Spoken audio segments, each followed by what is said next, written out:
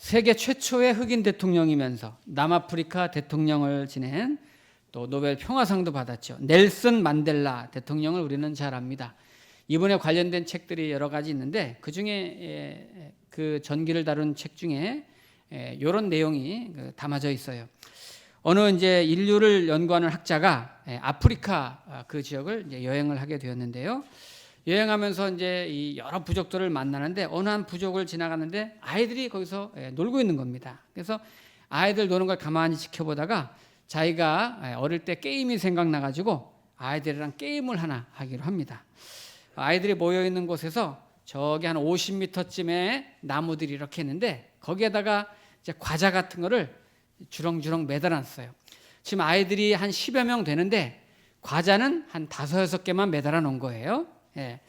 그리고서 이제 이 아이들한테 말하는 거죠. 얘들아, 지금부터 게임을 하는데 내가 준비 땅 하면 막 달려가가지고 저기 있는 과자를 따먹는 거야. 지금 우리 한 10여 명 있는데 저기 과자는 한 5개밖에 매달려 있지 않으니까 빨리 먼저 뛰어가는 아이가 먼저 큰 것도 먹고 맛있는 것도 먹고 골라 먹을 수도 있고 많이 늦게 가면 못 먹을 수도 있다. 우리 어릴 때 이런 게임 같은 거 아마 운동회 때나 어느 시간에 해봤을 수도 있을 거예요. 자, 이 아이들이 이제 아주 긴장된 모습으로 준비하고 섰고 이 인류학자가 준비 땅! 근데 이게 웬일입니까? 아이들이 뛰어가지 않습니다. 가만히 있더니 갑자기 그 목표점을 향해서 천천히 걸어가는 거예요. 근데 걸어가는 모습을 보니까 걸어가다가 갑자기 발을 맞춰가고 발 맞춰가다가 손을 잡고 가고 그러다 과자 앞에 이게 딱 도착을 하니까 그 매달려 있는 과자를 다 같이 따더니 둘러 앉아가지고 서로 쪼개서 골고루 나눠 먹는 겁니다. 그래서 여행하는 사람이 그 아이들한테 가서 물어봤어요. 얘들아, 이거 게임이야. 너네 뭐하냐? 특히 그 중에서 키가 크고 잘 달리게 생긴 아이한테 물었습니다.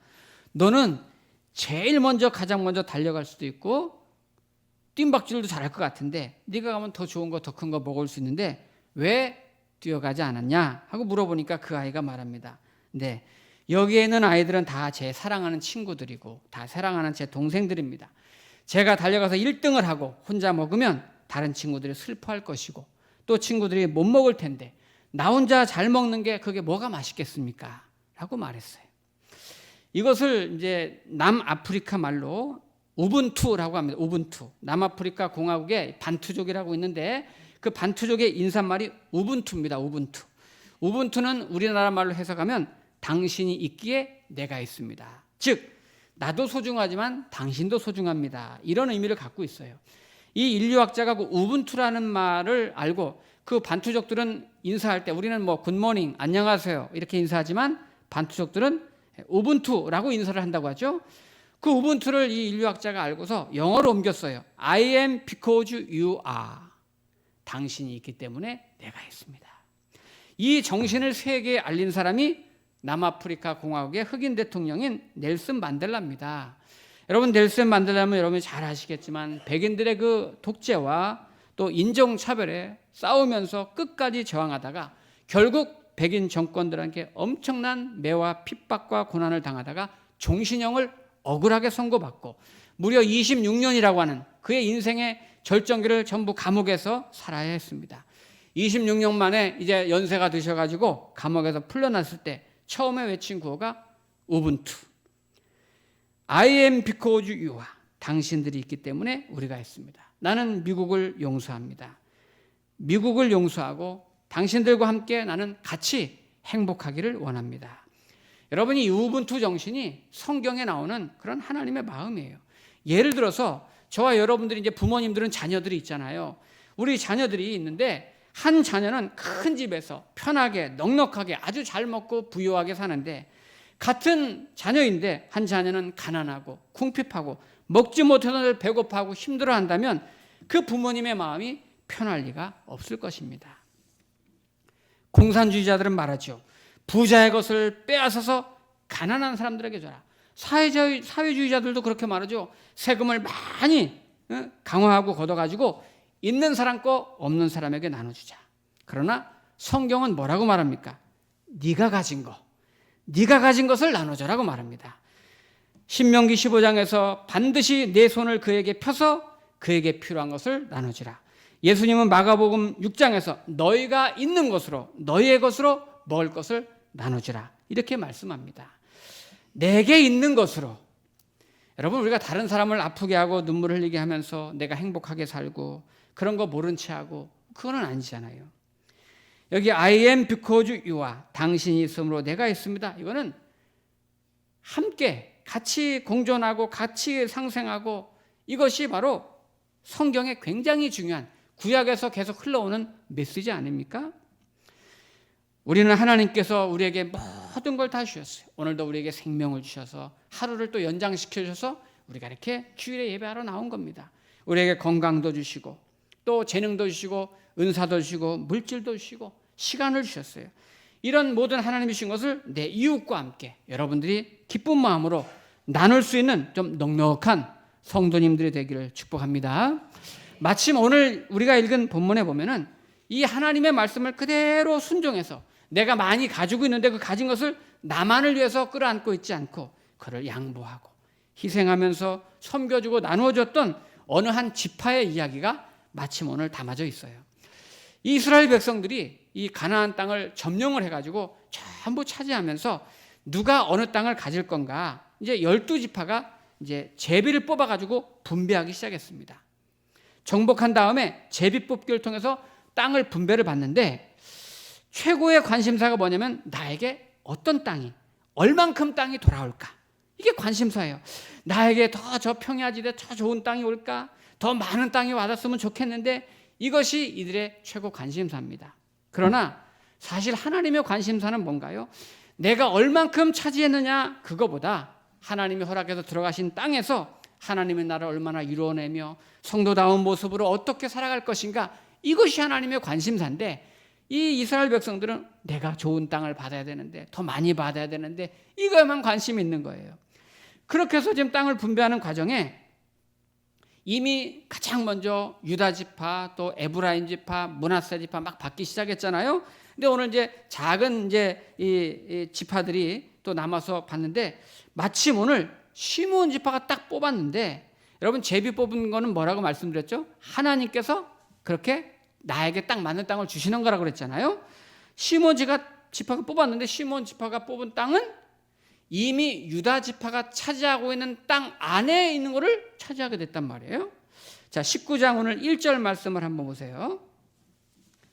19장 1절에 보니까, 둘째로 시므온 곧 시므온 자손의 지파를 위하여 그들의 가족대로 제비를 뽑았으니 그들의 기업은, 그들이 분배받은 땅은 유다 자손의 기업 중에서라. 예, 분명히 시므온 지파가 땅을 분배받았는데 유다가 이미 차지한 땅 중에서 나눠 갖는 걸로 돼 있어요.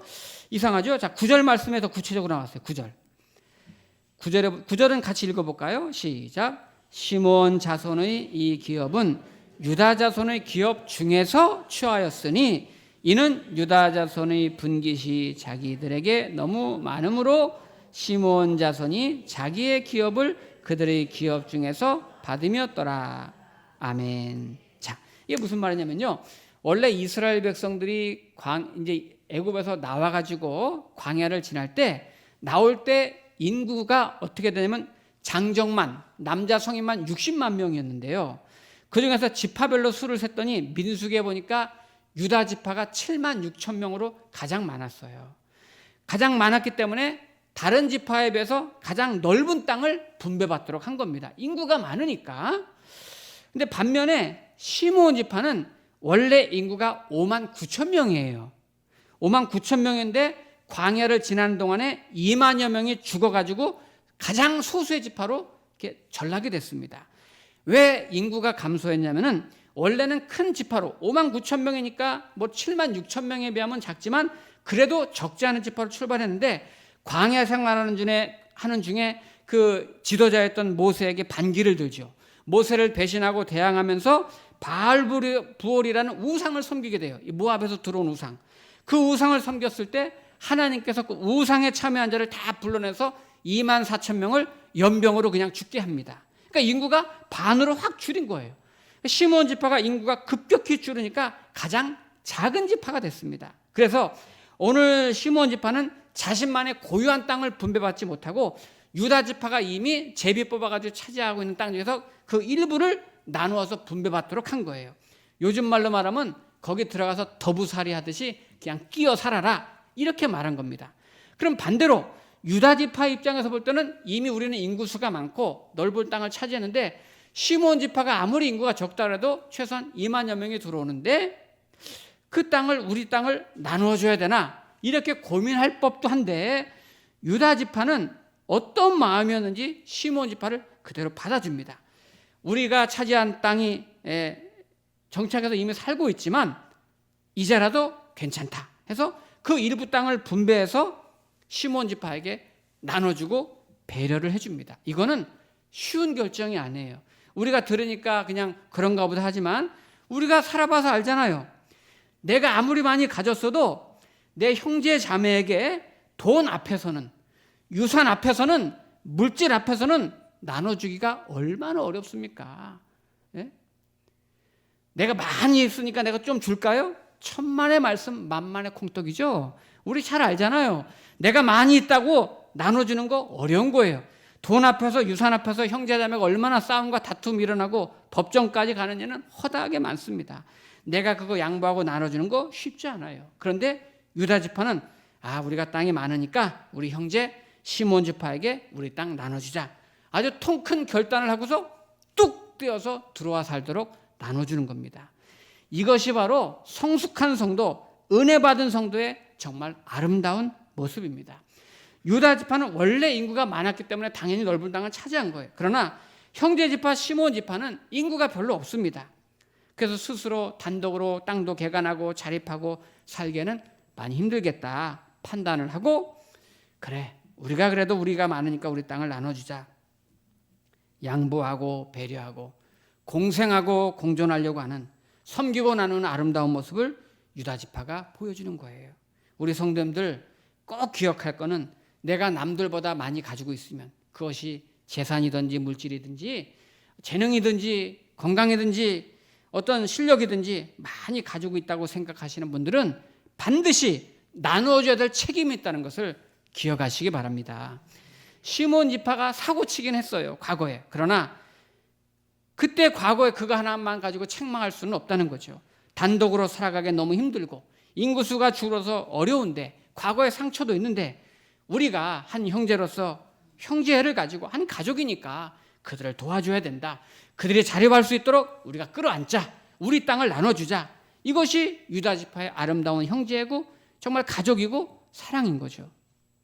사랑이라고 하는 것은 표현하기 전까지는 사랑이 아닌 거예요. 내가 마음으로 품고 있는 것은 그건 사랑이 아니에요. 나 혼자만 생각하고 있는 거 가짜 사랑입니다. 사랑은 말로 표현을 해야 되고 내 것을 나눠줘야 되고 실행해야 되고, 그래야 사랑이 완성이 되는 거예요. 이 말은 제가 한 말이 아니고 지난 1월 1일 신정 때 텔레비를 틀었더니 가족끼리 왜 그래? 이런 드라마에서 나온 얘기입니다. 응? 드라마에서도 그런 말을 하고 그런 대사가 나오는데, 자, 어른이 된다는 게 뭘까요?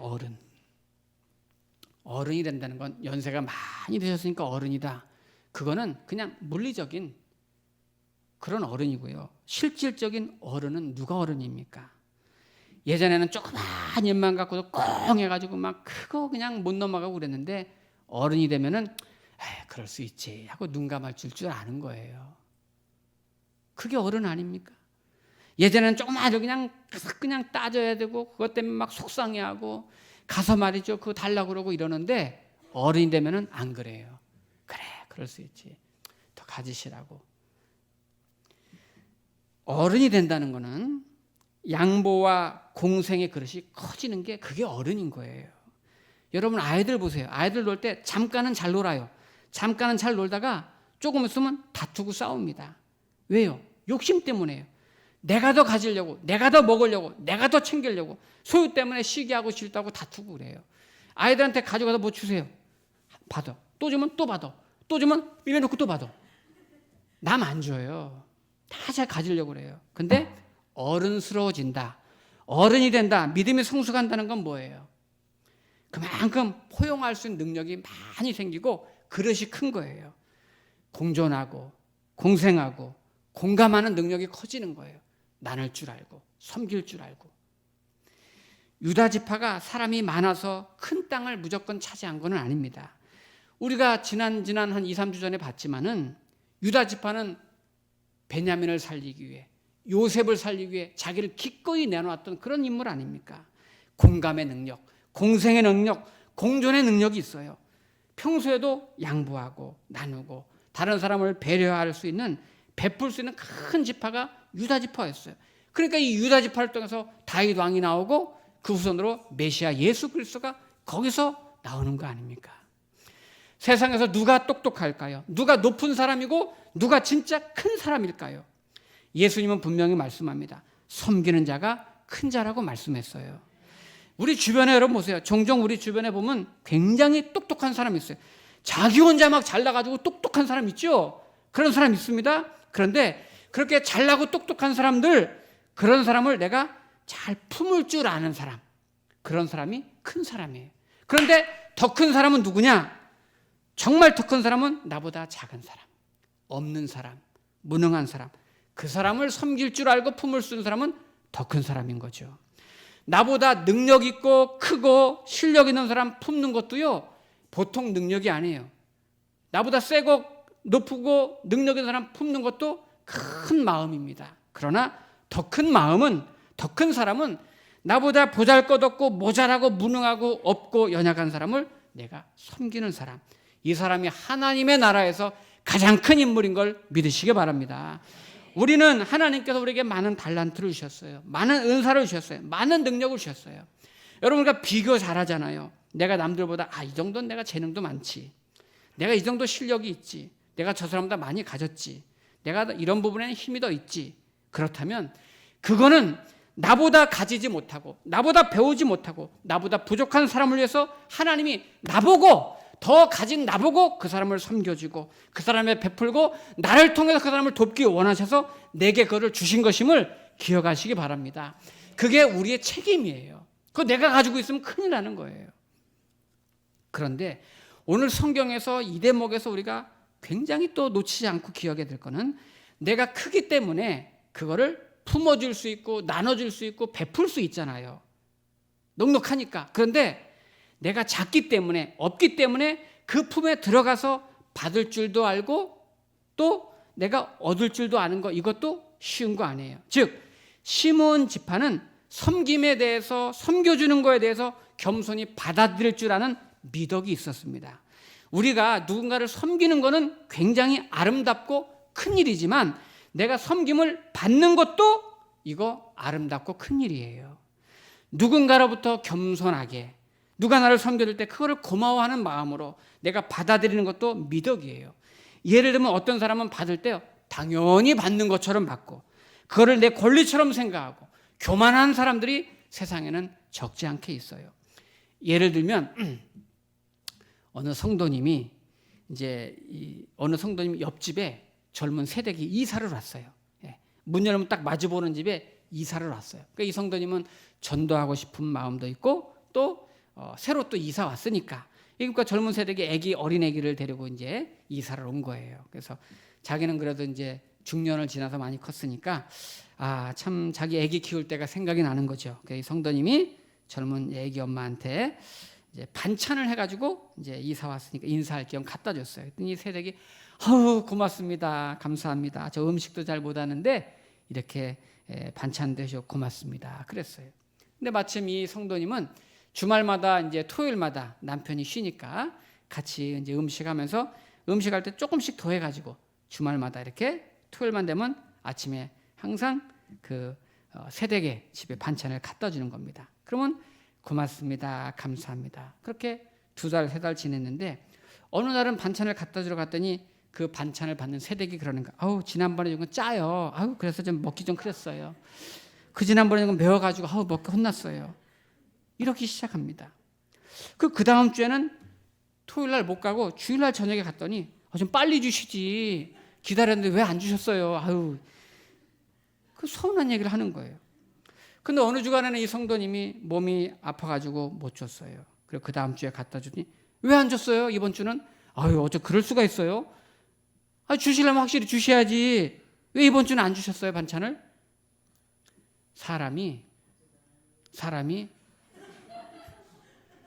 그러게 말이에요. 몇 번 반복되면 당연하게 생각하는 거예요. 당연하게 생각하는 거예요. 목사도 그래요, 목사도. 예? 명절 때 어느 성도님이 명절 때마다 어느 장로님이 사과를 줬는데 어느 해 안 주면은 왜 안 주지? 목사도 그래, 목사도. 그러니까 주려면 계속 주셔야 되고 이거는 그냥 사담이니까 새기면 안 돼요. 예. 인간의 마음이 그렇단 말이에요. 죄성 있는 마음은 다 그런 거예요. 이 아주머니가 불평하는 거예요, 새댁이. 원망하는 거예요. 왜 안 주지? 좀 빨리 주지. 맛있게 해주지. 여러분, 당연한 거는 여러분 없습니다. 하나님이 우리에게 주신 복 중에 어느 것 하나 당연한 건 없는 거예요. 오늘 시므온 지파는 유다 지파가 큰 지파가 자기를 섬겨주고 나눠줄 때 겸손함으로 받고 감사함으로 불평불만하지 않습니다. 만약에 시므온 지파가 교만해가지고 여호수아에게 가서 다른 지파에게 나 유다 땅 못 받습니다. 내가 왜 거기 들어갑니까? 우리 숫자 작다고 무시합니까? 우리가 거짓입니까? 우리도 우리 땅 분배해 주세요. 이렇게 할 수도 있었지만 시므온 지파는 더 이상 아무 말하지 않습니다. 그 결정에 그대로 순종하고 겸손하게 유다 지파 땅으로 들어가서 거기서 분배받은 땅에서 감사하는 마음으로 살아가는 모습을 봅니다. 우리가 섬김을 하는 거는 너무 아름답고 귀하지만 섬김을 받는 것도 아름다운 거예요. 다만 옛말처럼 원수는 물에 새기고 은혜는 돌에 새긴다고 그 베풀어진 고마운 마음을 평생 잊지 말고 나도 그렇게 베푸는 사람으로 살아가면 되는 것입니다. 어떤 분은 가끔 그래요. 나는 섬김 못 받습니다. 나는 뭐 이 정도면 됐어요. 난 섬김 못 받아요. 여러분, 복음서에 보면 예수님께서 제자들의 발을 씻어주려고 할 때 베드로가 예수님 절대로 제 발을 씻지 못합니다. 저 사람들 발이나 저는 제가 주님의 발을 씻어드려야지 어떻게 주님이 제 발을 씻습니까? 말은 그럴듯해요. 말은 맞습니다. 그런데 예수님 뭐라고 말씀하십니까? 내가 네 발을 씻어주지 않으면 너는 나랑 상관이 없다. 왜 이렇게 말씀했을까요? 우리가 주님을 섬긴다고 하지만 섬길 만한 능력이 우리한테 없어요. 저와 여러분 주님 섬긴다고 얼마나 섬기십니까? 여러분 재산 다 같이 바치면 섬기세요? 우리가 섬긴다고 해봤자 흉내만 조금 내는 것뿐이지 사실 주님 섬길 수가 없습니다. 우리가 다 내 욕심으로 차있는데요. 주님이 그거 아세요. 다만 주님이 우리 섬겨주실 때 섬김 잘 받고 내가 이웃을 어떻게 섬기고 사랑해야 되는가를 배우는 겁니다. 여러분, 오늘 본문에 다른 지파들 이렇게 이 다른 지파들이 달락달락 나오죠. 이 다른 지파들은요, 앞서 받았던 루벤 지파나 유다 지파나 또 이런 지파에 비해서 상대적으로 작은 땅을 받았는데 아무도 불평하지 않았어요. 왜 나에게 이런 작은 땅을 주느냐? 누구도 원망하지 않고 그대로 받은 대로 순종하고 그 땅으로 들어갔어요. 나중에 기회가 되면 여러분 지도를 한번 봐보세요. 전부 다 오늘 19장에 나오는 지파들은 다 조그만 땅들만 받았어요. 그런데도 그 누구도 여기서 원망하거나 불평하는 내용이 하나도 없습니다. 오히려 무슨 일이 있었냐면은 19장 49절을 보세요. 19장 49절에 보면은 자, 한번 같이 읽어볼까요? 49절 시작. 이스라엘 자손이 그들의 경계를 따라서 기업의 땅 나누기를 마치고 자기들 중에서 눈의 아들 여호수아에게 기업을 주었더라. 아멘. 보세요. 다 작은 땅을 받은 이 지파들이 오히려 그동안 수고한 여호수아가 우리를 리드해 오느라고 너무 고생하셨다. 자기의 것을 나눠서 쪼개서 그 고마운 마음을 여호수아에게 챙겨주고 나눠주는, 오히려 이 작은 지파들이 그렇게 하는 모습을 볼 수 있어요. 아, 우리가 여호수아를 깜빡했구나 하면서 챙겨주는 아름다운 모습. 자, 우리 성도님들, 나에게 품어야 될 사람이 내 주변에 있습니다. 그분들의 여러분들에게 나눠주고 섬겨주세요. 어떤 분들은 그래요. 아유, 목사님, 저는 별로 있는 것도 없고 가진 것도 없고요. 절대 그런 생각하지 마세요. 왜 없는 것을 생각합니까? 항상 내게 있는 것을 생각하세요. 가진 것을 생각해 보세요. 겸손한 사람은 가진 것을 감사하는 사람입니다. 사도 바울은 여러분 나는 어떤 형편이든지 자족하기를 배웠노라. 너는 범사에 감사하라. 이렇게 말합니다. 데일 카네기가 쓴 저기 책에 보면 명언 있잖아요. 내가 어느 날 신발이 없다고 불평하면서 길거리에 나갔더니 길거리에서 두 발이 없는 사람을 보았다. 나는 신발이 없어서 불평했는데 두 발이 없는 장애인을 봤대잖아요. 교만과 겸손을 구분하는 가장 쉬운 방법이 뭔지 아십니까? 교만은 맨날 나에게 없는 것만 생각해.